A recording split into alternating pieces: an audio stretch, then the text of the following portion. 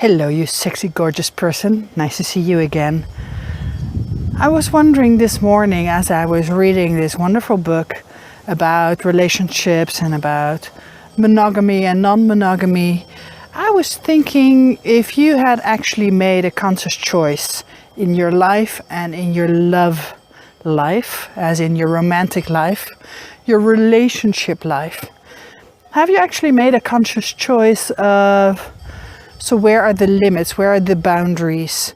Who do you love? How do you love them? What is okay between you and your lover, which is not okay between other people? And have you agreed on all this stuff?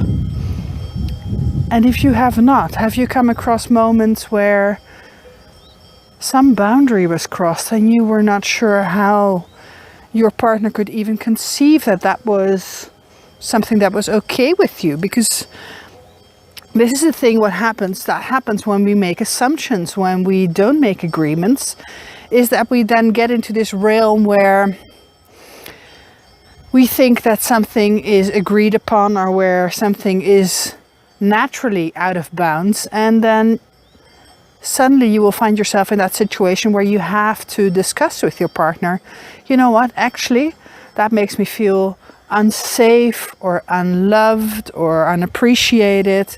I don't feel like I'm seen by you, and it is not in accordance with what I think is within the boundaries and the agreements of our relationship and our love.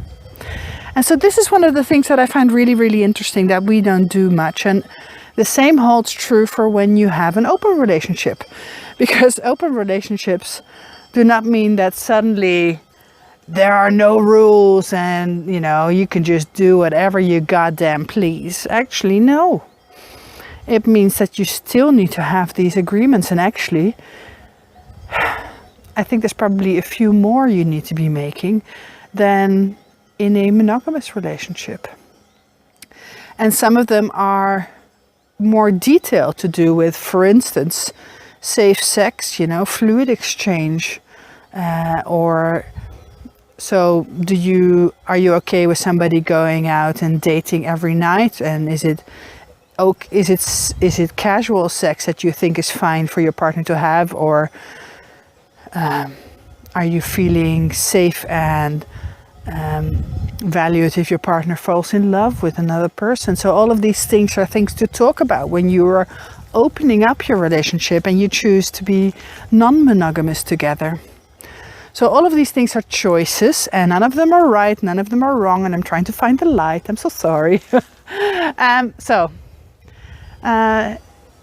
It was wonderful in this book that they were mentioning it, and they were saying, you know what, this is shit we need to be talking about. This is stuff you need to be agreeing upon together, and you need to be discussing.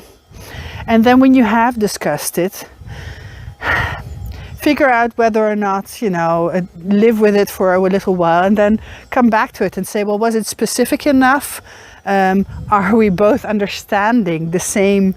Do we both have the same interpretation of what it is that we've agreed upon?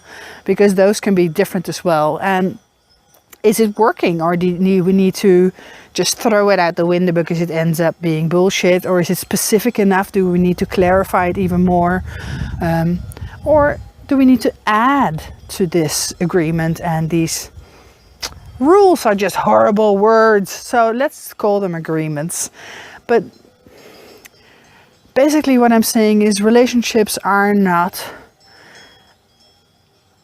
this romantic ideal that will just create itself, and we don't have to have any conscious thinking and any conscious time and energy spent on it. And I don't mean dating night, I mean working with your head and your heart and your soul to really communicate with your partner and say, this is what I need and these are my boundaries, and so how are we going to respect that? How are we going to understand that from each other? Because you know what, your needs and boundaries and desires are not going to be the same as your partner's, and he or she is going to want to have them met in a different way.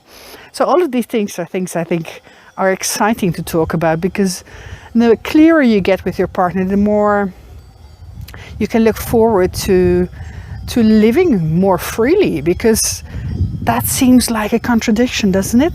We're making all these agreements and doing all of that and still saying, well, that actually provides you with more freedom.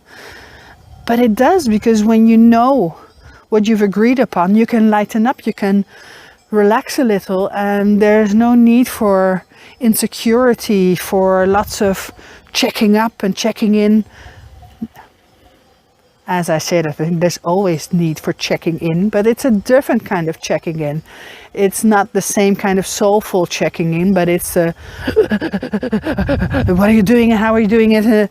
Almost like controlling each other. And there's no need for that, because you know what you've agreed upon, and the basis, the foundation of any relationship is trust.